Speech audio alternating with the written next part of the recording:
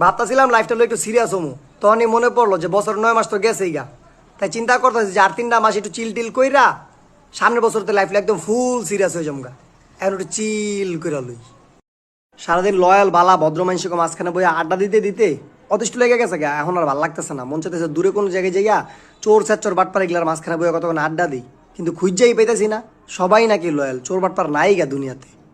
বন্ধুরে তো সবসময় মামা মামা করে ডাকি, মজা করে বান্ধবীর একবার খালা কইছিলাম।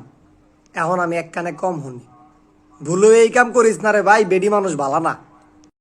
একটা জিনিস খেয়াল করলাম দোস্ত, লুচ্চামের উপরে যদি কোনো পুরস্কার থাকতো, ওইটার প্রথম পুরস্কারটা তুই পাইতি চোখ বন্ধ কইরা।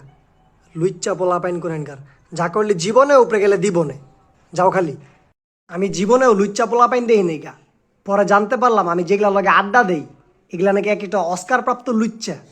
হায় রে পোলা পাইন, যা করলে জীবনে উপরে গেলে দিবনে। যাও খালি।